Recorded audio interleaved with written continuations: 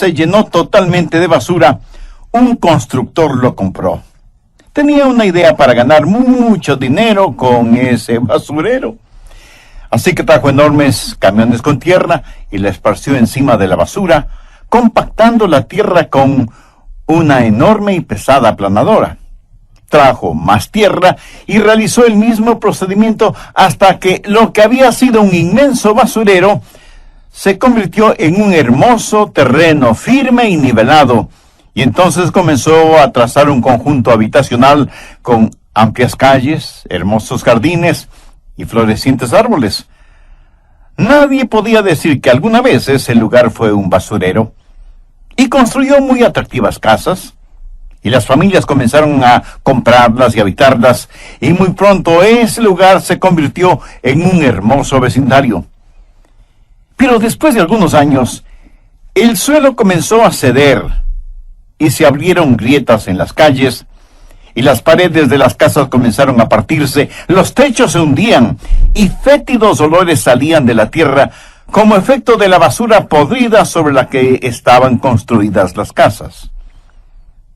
Poco a poco las familias fueron abandonando sus destruidas casas, y pronto esa comunidad fue abandonada y olvidada.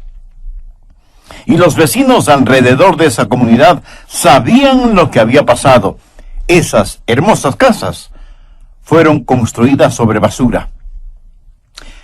Ahora nos preguntamos por qué tantos hogares están teniendo el mismo destino. ¿Por qué tantos hogares están derrumbándose? Mi amigo, cuando las paredes comienzan a agrietarse, es mejor examinar la base, el fundamento, para descubrir sobre qué estamos construyendo nuestros hogares. El pasaje de la Escritura que vamos a estudiar es fundamental para el hogar, porque nos dice cómo se debe construir un hogar. En realidad es la historia de Abraham y Sara. Bien, leamos 1 de Pedro 3, los versos del 1 al 8. Asimismo vosotras, mujeres, estad sujetas a vuestros maridos, para que también los que no creen a la palabra sean ganados sin palabra por la conducta de sus esposas, considerando vuestra conducta casta y respetuosa.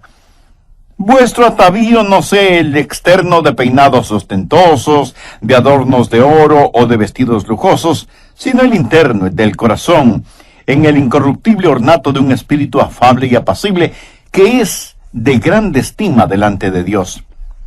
Porque así también se ataviaban en otros tiempos aquellas santas mujeres que esperaban en Dios, estando sujetas a sus maridos, como Sara obedecía a Abraham, llamándole Señor, de la cual vosotras habéis venido a ser hijas, si hacéis el bien, sin temer ninguna amenaza. Vosotros, maridos, igualmente, vivid con ellas sabiamente, dando honor a la mujer como a vaso más frágil y como a coherederas de la gracia de la vida, para que vuestras oraciones no tengan estorbo. Finalmente, sed de un mismo sentir, compasivos, amándoos fraternalmente, misericordiosos, amigables. Qué maravilloso pasaje es este. Y me gusta mucho que la ilustración que se usa se relacione con Abraham y Sara. Y le diré por qué. Si alguna vez ha existido una pareja con una buena razón para divorciarse, esa fue Sara y Abraham. Ellos de ninguna manera fueron la pareja perfecta. Hubo el asunto del adulterio con Agar, y Abraham tuvo un hijo en una mujer que no fue su esposa. Tuvieron problemas con sus hijos, y los hijos tuvieron problemas muy, pero muy serios entre ellos mismos. En realidad fue una familia separada, constantemente en movimiento, nunca en un solo lugar, viviendo siempre en carpas, y eso causó toda clase de problemas psicológicos. Abraham fue descuidado, diciendo la verdad, y desconsiderado con su mujer. Dijo medias verdades, y una media verdad es por lo general una mentira completa. Juntos habían recorrido todas las etapas de la vida. Se conocieron cuando eran jóvenes y se enamoraron a muy temprana edad. Pasaron de la juventud a la edad media. Sobrevivieron la edad media, que en muchas parejas es la más difícil de sobrevivir. Se dice que la juventud mira hacia adelante, la vejez mira hacia atrás y la edad media se mira preocupada. Pero pasaron por todas esas etapas hasta llegar a la vejez, viviendo muchos años. Experimentaron desde lo romántico hasta lo reumático y pasaron por todo eso, pero tuvieron problemas. Sin embargo, a pesar de todo, lograron llegar al final porque aprendieron ciertos principios. Y uno de los principios básicos fue compromiso. ¿Sabía usted que las parejas que se divorcian y las que no se divorcian generalmente tienen la misma clase de problemas? La diferencia no está en los problemas que tengan, sino en el compromiso mutuo. Amigas y amigos oyentes, deseo que escuchen con mucha atención lo que voy a decir. No es el amor lo que mantiene a su matrimonio unido. Es el matrimonio el que mantiene su amor mutuo. Es compromiso, entrega. Es una vida construida en ciertos principios bíblicos. Y en Primera de Pedro, el apóstol tiene primero palabras para las esposas y segundo, ayuda para los esposos. Palabras para las esposas y ayuda para los esposos.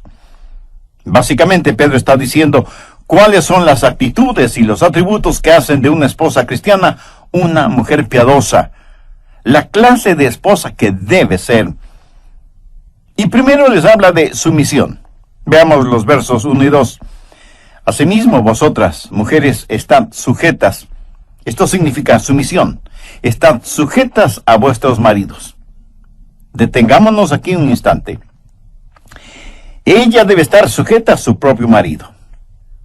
Y algunas mujeres estarán pensando, pastor, eso sería maravilloso si él fuera un marido bueno y piadoso. Un momento, mi amiga. La Biblia dice que la mujer debe estar sujeta o sumisa a su propio marido. ¿Por qué? Para que también los que no creen a la palabra sean ganados sin palabra por la conducta de sus esposas. Por lo tanto, una esposa cristiana piadosa debe estar sometida a su esposo. Ahora, en esta época de la liberación femenina, se dice que las mujeres no deben estar sometidas a nadie ni a nada. Pero la sumisión es una realidad de la vida, y no es algo malo, sino algo bueno. Verá, la sumisión es necesaria para el liderazgo, y el liderazgo es necesario para triunfar en la vida. Sin sumisión no puede haber orden en el hogar, y sin orden en el hogar no podemos funcionar. Lo he dicho varias veces, pero es bueno decirlo una vez más. Cualquier cosa sin cabeza está muerta, y cualquier cosa con dos cabezas es un monstruo. Y es Dios mismo quien ha puesto al marido como cabeza del hogar. Esto de ninguna manera significa que la mujer es inferior, o que el marido es superior. Algunas veces tenemos la idea de que si estamos en sumisión a alguien o algo, somos inferiores a aquello que estamos en sumisión. Pero nada es más alejado de la verdad. Un versículo clave en esto es 1 Corintios 11:3. Pero quiero que sepáis que Cristo es la cabeza de todo varón. Cristo es la autoridad sobre todo hombre, y la autoridad sobre la mujer es el hombre, y la cabeza de Cristo es Dios. Así que, lo siguiente es el orden de autoridad desde el punto de vista de Dios. Dios el Padre, luego Dios el Hijo, luego el hombre y luego la mujer. Dios el Hijo está bajo la autoridad de Dios el Padre. ¿Quiere decir que Dios el Hijo es inferior a Dios el Padre? De ninguna manera. Si usted sabe algo sobre teología cristiana bíblica, sabe que adoramos a un Dios revelado en tres personas, Padre, Hijo y Espíritu Santo. Los tres son iguales y son uno en esencia. Todos sabemos que a los ojos de Dios, hombres y mujeres somos iguales. Anote Gálatas 3:28. Ya no hay judío ni griego, no hay esclavo ni libre, no hay varón ni mujer, porque todos vosotros sois uno en Cristo Jesús. ¿No es eso extraordinario? Con Dios no hay diferencia de personas, o de razas, o de lenguas. Todos somos uno delante de Dios. Y si alguien me dice, un momento, pastor, ¿no elimina eso la idea de sumisión? No, de ninguna manera.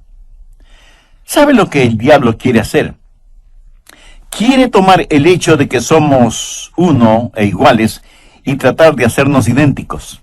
Escúcheme, hombres y mujeres somos iguales, pero no somos idénticos. La intención del diablo en estos días es el hacer a hombres y mujeres idénticos bajo el disfraz de hacerlos iguales. Dios nos hizo iguales, pero no nos hizo idénticos. Nos hizo diferentes para poder hacernos uno. Si no fuéramos diferentes, no podríamos tener unidad. Fueron las diferencias en Joyce las que me atrajeron hacia ella. Y creo que mis diferencias fueron las que le atrajeron a ella hacia mí. Quiero decir, yo no quisiera frotar mis mejillas con barba contra las mejillas con barba de otro hombre. Me sería más fácil abrazar a un puercoespín. Lo que trato de decir, mi amigo, es que Dios nos hizo diferentes para poder hacernos uno. Hombres y mujeres somos iguales, pero no somos idénticos. Y yo doy gracias a Dios por las diferencias. La Biblia está en contra de los afeminados y de las marimachos. Y dice que al principio Dios los hizo varón y hembra. Así que cuando una mujer está sujeta a su marido, no es inferior a su marido. Así como Dios el Hijo, por estar sujeto a su padre, no es inferior a su padre.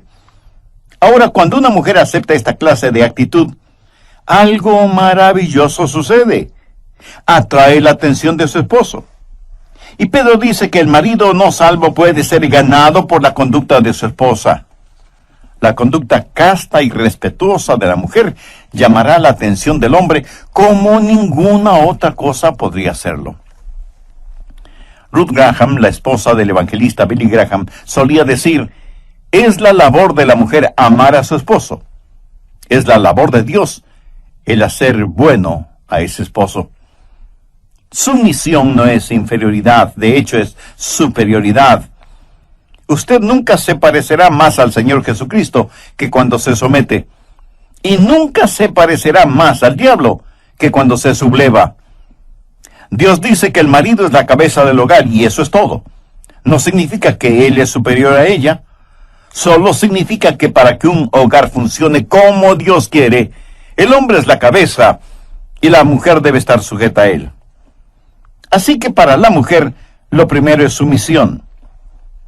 La segunda cosa que quiero que note es su manera de hablar. Pedro dice que los maridos que no creen en la palabra pueden ser ganados por la conducta silenciosa de sus esposas. Pero la idea total en 1 de Pedro 3:1 es que los esposos podrán ser ganados si es que no tienen una esposa regañona. Ahora, de lo que yo sé, ningún hombre se ha convertido al cristianismo por medio de una mujer regañona. Y la Biblia tiene mucho que decir sobre este asunto. Veamos Proverbios 19:13. Dolores para su padre el hijo necio, y gotera continua las contiendas de la mujer. Y en Proverbios 21:9 leemos, mejor es vivir en un rincón del terrado que con mujer rencillosa en casa espaciosa. Ahora, esto no significa que una mujer no pueda testificar a su esposo. No significa que una mujer no pueda exponer su causa o hacer conocer sus puntos de vista y sus deseos. Ella debe hacer su mejor esfuerzo para influenciar en su marido, pero no debe ser con regaños. La Biblia dice que él debe considerar la conducta de su esposa casta y respetuosa. La palabra casta significa pura, sin adulteraciones. Una esposa debe ser tan pura y transparente para que si tiene un esposo no salvo, la forma en que ella vive y su estilo de vida digan 1000 veces más de lo que las palabras de ella podrían decirle. Él debe vivir con un sermón, comer con un sermón, dormir con un sermón. Ella debe rodearle con un radiante y hermoso estilo de vida. Amigas, sé que no es fácil hacer esto, especialmente cuando son bombardeadas por toda clase de cosas impuras. Y usted no podrá tener un estilo de vida casto y puro, a menos que tenga pensamientos castos y puros. Déjeme decir para hombres y mujeres algo sobre pensamientos impuros. Nunca antes habíamos enfrentado una época con tantos pensamientos impuros que penetran nuestras mentes y nos impulsan, como en la época actual. ¿Qué hace usted cuando tiene un pensamiento impuro? Bueno, dirá usted, simplemente lo alejo de mi mente. Eso no es tan fácil. Lo que debe hacer es reciclarlo. ¿Qué quiere decir con esto? Escúcheme. Estamos hablando de pensamientos impuros. Suponga que está en una piscina y está jugando con una pelota llena de aire. Usted empuja esa pelota hacia el fondo de la piscina. ¿Y qué sucede? Que esa pelota sale a la superficie. Pensamientos impuros. Usted trata de hundirlos y siempre saldrán a la superficie. Eso es lo que sucede cuando usted trata de alejarlos. No puede hacerlo. Entonces, ¿qué necesita hacer? La próxima vez que un pensamiento impuro penetre en su mente y en su corazón, no trate de alejarlo, recíclelo. Tome la palabra de Dios y saque el aire de esa pelota. Quiero decir, mire ese pensamiento a la luz de la palabra de Dios. Cuando tenga un pensamiento impuro, pregúntese qué dice Dios sobre el asunto. Mírelo bajo el microscopio bíblico y quítele todo el aire a ese pensamiento. Solo entonces no podrá salir nuevamente a la superficie. Se quedará inútil en el fondo, no porque lo ha alejado de usted, sino porque lo ha enfrentado y eliminado con la palabra de Dios. Aquí está una esposa que debe tener una conducta casta, una conducta pura.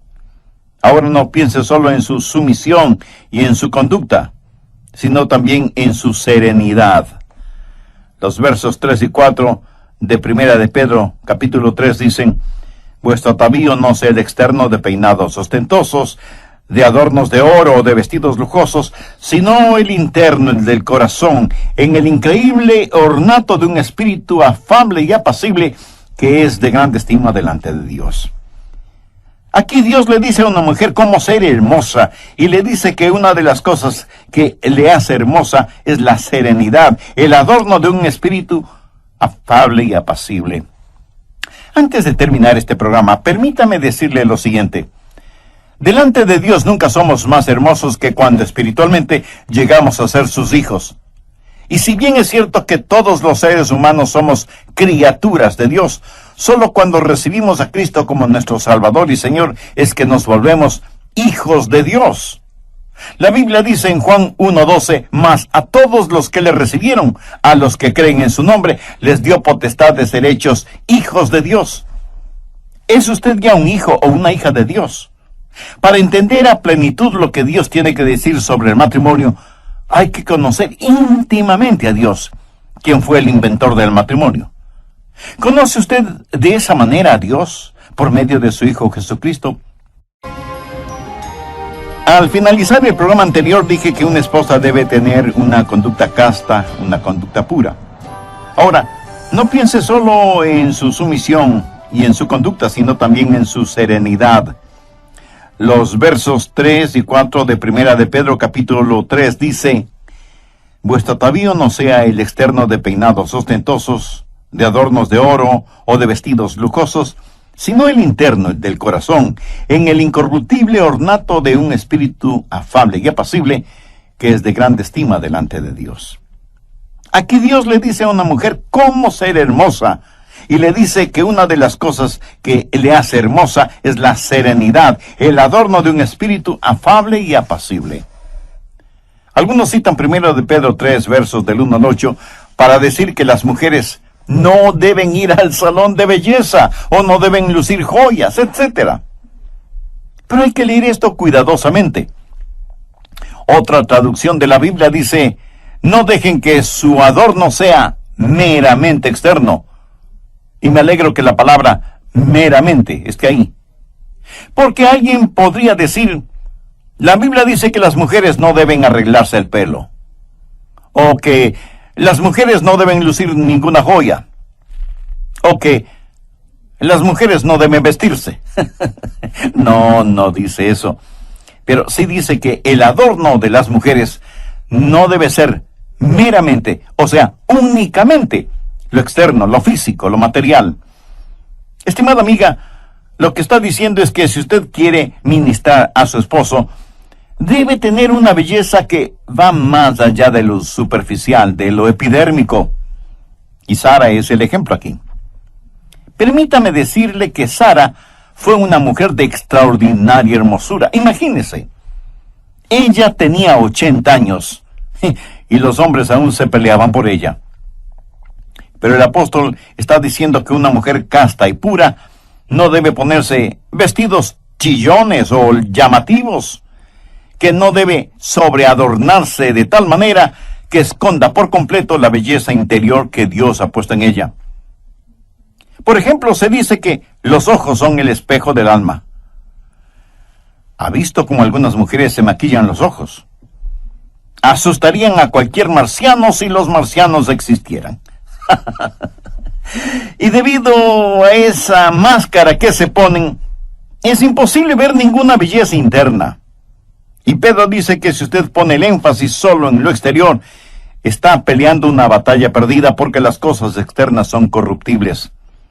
Pero la belleza interna va en aumento día tras día. Se hizo una importante encuesta entre estudiantes colegiales y universitarios. La pregunta fue, ¿qué valores espera encontrar en la persona con la cual tiene una cita? Los estudiantes respondieron que lo que esperaban encontrar era personalidad, sinceridad y carácter. El asunto de la apariencia física ocupó casi el último lugar en la encuesta. ¿Sabe que las personas que se adornan excesivamente es porque les falta autoconfianza? Pero la persona que se viste sencillamente y hace resaltar sus cualidades internas es la persona más segura de sí misma. El apóstol habla del ornato de un espíritu afable y apacible. Ahora, queridas damas, no tengan la idea de que mansedumbre es sinónimo de debilidad. La palabra afable aquí era usada para describir a los soldados en el ejército romano, y ellos estaban bajo el comando del cuartel general. Y nadie podría decir que los soldados romanos eran débiles. Pero esta palabra la usaban para describir a un caballo salvaje en el desierto, al que enseñaban a llevar la brida y la montura. Ciertamente ese caballo no era débil, y aunque fuera domado, seguía conservando toda su fortaleza. Sabía que una mujer requiere de más fortaleza para, en realidad, exhibir un espíritu afable y apacible. Y ser apacible no significa que ella es solo un adorno.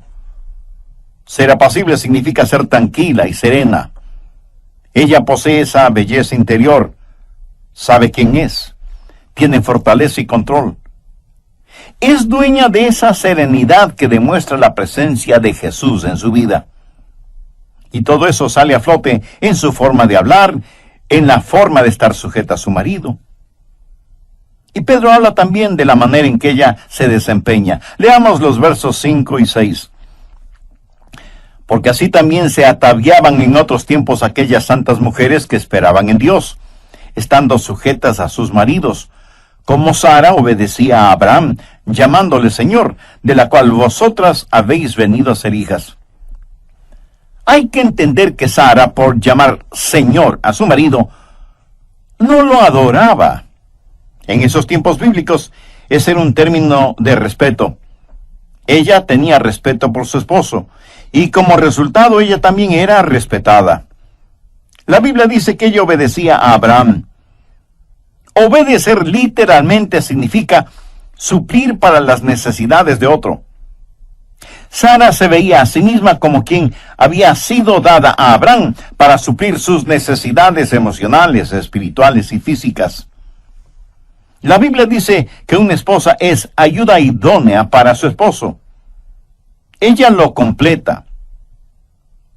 No está para competir con él, sino para completarlo. Ella debe ser para él lo que el arco es para el violín. Así dice Dios que debe ser una esposa. Y Sara es un extraordinario ejemplo. Pedro tiene palabras para las esposas y ayuda para los esposos. ¿Cómo debe ser un esposo? Lo primero que quiero que note es lo que dice el verso 7. Vosotros, maridos, igualmente, vivid con ellas sabiamente. Lo que el marido necesita es conocimiento. El problema con la mayoría de los maridos es que están tan sobrecargados de ignorancia. Discúlpenme, amigos, pero eso es la verdad.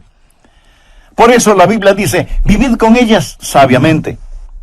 La razón por la cual los maridos no tienen conocimiento es que sencillamente no se dan cuenta.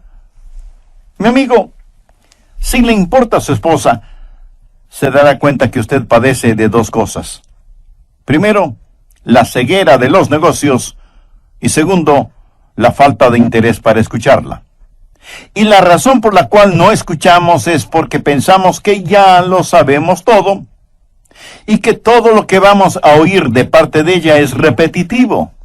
Amigos, déjenme decirles algo. Es mejor que aprenda una cosa sobre las mujeres. Las mujeres no solo piensan con la cabeza, sino que piensan también con el corazón. Y ellas no solo hablan lógicamente, sino que hablan emocionalmente. No escuchen lo que ellas dicen, escuchen lo que ellas quieren decir. Y eso es difícil, porque usted tiene que escuchar con su corazón, al igual que con su cabeza. Quiero hacerles una pregunta. ¿Sabe usted cuáles son las 3 más profundas necesidades de su mujer? Podría escribirlas sin usar todo el día para hacerlo. Simplemente escriba, estas son las 3 más profundas necesidades de mi mujer. Vaya, qué tarea más difícil, ¿verdad? ¿Sabe lo que significa estar consciente de algo? Es amar a su mujer con sus ojos y con sus oídos. ¿Hace usted eso? Y usted me dice, pastor, pero ella sabe que le amo. Una de las claves para estar consciente de alguien es el orar por esa persona. ¿Ora usted con su esposa? Honestamente, usted no puede interceder por ella si no está consciente de su bienestar, de sus necesidades. Pero no solo estar consciente de eso, sino también aceptarla. Pedro dice, vosotros, maridos, igualmente vivid con ellas. Esto habla de total aceptación. Cuando usted se casó, sintió que esa mujer y usted tenían mucho en común. Y eso es probablemente lo que les atrajo el uno al otro, las cosas que tenían en común. Pero usted desconocía que no era solamente lo que tenían en común lo que les atrajo, sino también las diferencias. Es un hecho psicológico que los opuestos se atraen. Y han hecho encuestas sobre las diferencias psicológicas y emocionales, descubriendo que el 70% de aquellos que están casados son lo opuesto, no solo sexualmente, sino también en lo emocional y lo psicológico. Mi esposa y yo tomamos una prueba psicológica, y les diré que estamos absolutamente en extremos opuestos. Es increíble. Y yo pensé cuando nos casamos que teníamos muchísimas cosas en común. Piensa en todos los matrimonios que conoce y cuántos maridos y mujeres están en extremos opuestos. Si al uno le gusta levantarse temprano, al otro le gusta seguir durmiendo. Uno habla sin cesar, otro es más silencioso que una lápida. A uno le gusta derrochar mientras su cónyuge ahorra hasta la respiración. Ella puede ser muy organizada y de seguro el esposo será totalmente desorganizado. Uno de los dos es del tipo romántico, mientras lo más romántico del otro es regalarle un cacto espinoso. Uno de ustedes es puntual, el otro siempre tarde. Y si él es impulsivo, ella no puede tomar una decisión. Necesita 30 minutos en un restaurante para ordenar una hamburguesa con papas fritas. ¿Quién está en lo correcto o quién está equivocado? En la mayoría de los casos, ninguno hace lo correcto ni lo equivocado, solo son diferentes. Pero a los maridos, la Biblia les dice que vivid con ellas. Ella debe vivir con usted. ¿Sabe? La falta de aceptación pone a su matrimonio en una base condicional donde usted dice, bueno, te amaré si es que... O la otra frase es, te amo porque... O sea que el amor suyo hacia su cónyuge está condicionado y no debe ser así. La aceptación es amor incondicional. Ahora ponga atención. Para poder aceptar, usted tiene que hacer ajustes. Pedro dice que el marido debe dar honor a la mujer como a vaso más frágil. Por lo tanto, ¿quién debe hacer los mayores ajustes? Lo fuerte debe ajustarse a lo débil. Y porque lo fuerte puede ajustarse a lo débil no puede ajustarse a lo fuerte. Eso es lógico. Debe haber ajustes. El marido debe dar honor a su mujer como a vaso más frágil. Y si usted me pregunta qué significa vaso frágil en relación con la mujer, francamente no lo sé, porque las mujeres sobreviven a los hombres. ¿Sabía que financieramente las mujeres controlan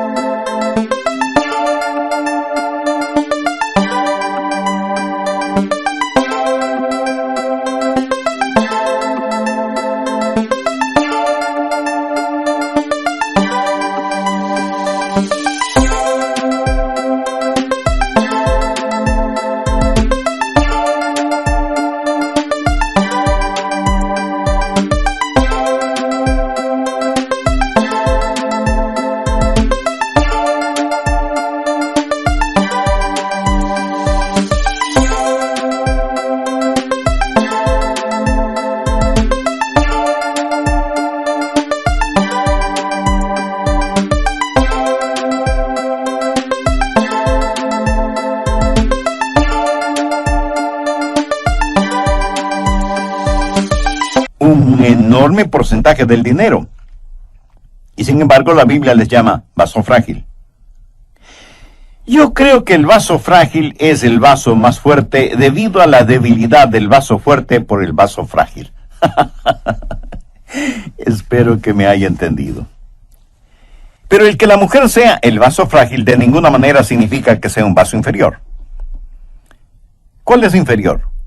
¿Ese hermoso florero de cristal en la sala de su casa o la olla de acero en la cocina? La olla de acero es inferior, pero el florero es frágil. ¿Qué es más delicado, la seda o el lienzo? El lienzo es más fuerte, pero la seda es delicada. Lo que Dios está diciendo es que le ha dado a la mujer una naturaleza más delicada, y por lo tanto es la responsabilidad y privilegio del marido el hacer los ajustes necesarios. Alguien se preguntará, ¿por qué me casé con esta mujer? Le diré por qué. Ella es como la lija, y Dios la usa para lijarlo y hacer de usted lo que debe ser. Por lo tanto, no trate de cambiar a su cónyuge. ¿Sabe? La mayoría de nosotros pensamos, bueno, le cambiaré a él o a ella después de que nos casemos. Y después de casados, un día usted viene y le dice a su esposa, querida, te he inscrito en un curso de mejoramiento personal. No haga eso. Solo acéptela. Hombres y mujeres tenemos cosas que necesitan ser cambiadas. ¿Quiere saber cómo cambiar a su cónyuge? Escúcheme. La única manera que en realidad puede cambiar a su cónyuge es cambiando usted mismo. Piense sobre esto. Y si se está preguntando cómo eso puede cambiar a su esposa, se lo explicaré. Cuando usted cambia, le está dando a ella algo sobre lo que ella debe reaccionar, y ella no podrá reaccionar hacia usted como acostumbraba anteriormente, porque usted no está actuando como lo hacía anteriormente. Usted le ha dado a ella algo diferente y mejor para que reaccione. Pero mientras tanto, usted necesita ajustarse a ella. El amor maduro dice, te amo, por lo tanto voy a cambiar. El amor egoísta dice, para que te pueda amar, tienes que cambiar. El otro elemento es aprecio. Pedro dice, dando honor a la mujer. Aquí la raíz de la palabra honor significa mostrar buenas maneras a su esposa. Habla del aprecio que debe sentir por ella. ¿Sabe el significado de la palabra aprecio? En el diccionario, es una propiedad, y le dicen que esa propiedad se está apreciando. ¿Qué significa eso? Pues que su propiedad está aumentando de valor. ¿Qué es lo contrario de esto? Depreciación, que significa que algo está perdiendo su valor. ¿Quiere usted una esposa que cada día se aprecia más? ¿O una esposa que cada día se deprecia más? Es una buena inversión para usted el apreciar a su esposa. Cuando usted le da honor, cuando le muestra aprecio, ella, por así decirlo, aumenta de valor, porque ella tendrá una saludable imagen de sí misma. Y cuando eso sucede, ella tendrá ese ornato de un espíritu afable y apacible. Maridos y mujeres, vivimos en un mundo donde todo alrededor nuestro trata de derrumbarnos. Todos tratan de llegar a la cúspide, y para lograrlo, pisotean a quienes se encuentran en su camino. Esposos y esposas necesitan alguien que los anime y levante. ¿Sabe lo que cada persona necesita? Cada persona necesita aprecio. Cada persona desea ser apreciada. Y si usted me dice que no, con todo el aprecio que le tengo, permítame decirle que está mintiendo. ¿Sabe de quién anhelo escuchar palabras de aprecio? Pues de mi esposa. Porque las palabras de aprecio son muy importantes en la vida de cualquier ser humano. Por lo tanto, cuán significativo es que el esposo dé honor a su mujer, alabe a su mujer. Y note que estoy diciendo alabe a su mujer, no digo adule a su mujer. La genuina alabanza está fundamentada en la verdad. El adulo, por lo general, es engañoso y se basa en mentiras. Leemos en el Salmo 5, verso 9, porque en la boca de ellos no hay sinceridad, sus entrañas son maldad. Sepulcro abierto es su garganta, con su lengua hablan lisonjas. Alabe a su mujer y hágalo públicamente, frente a sus familiares, frente a sus amigos, frente a sus socios. Esto es lo que la palabra de Dios dice. Se dice que después de años de matrimonio un hombre puede ver a su esposa aún sin mirarla y viceversa. ¿Cuán verdadero es eso?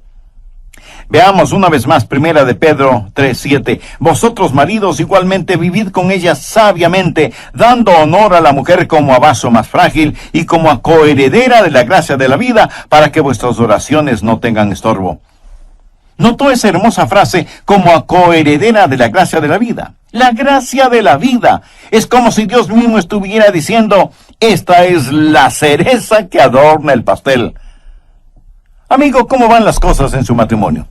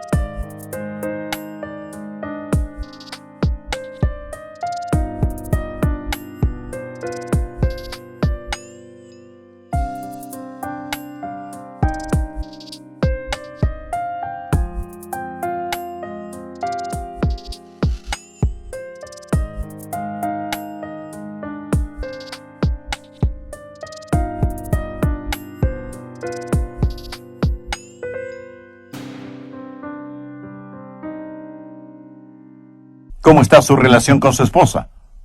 Si este mensaje que he compartido con usted ha puesto en evidencia algunas deficiencias suyas en relación con su esposa, la razón bien podría ser que usted no tiene la presencia de Cristo en su vida. Y sin la dimensión espiritual en su vida, las cosas nunca serán lo que deben ser. Es el Señor Jesucristo su Salvador y Señor. Le ha invitado para que venga a morar en su corazón y tome el control de su vida, incluyendo su matrimonio.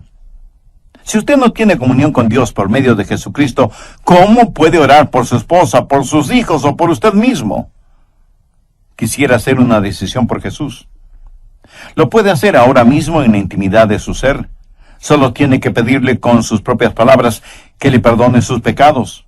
Reconocer que es un pecador y que necesita salvación. Agradecer a Jesús quien murió y dio su vida en la cruz del Calvario y derramó su sangre por sus culpas, para que usted pueda tener vida eterna y vida en abundancia.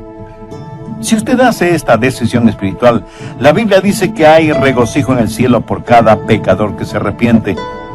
Nos sentiremos sumamente honrados si usted nos escribe contándonos de su decisión por Cristo. Así nos dará también la oportunidad de orar por usted, por su esposa y por su familia.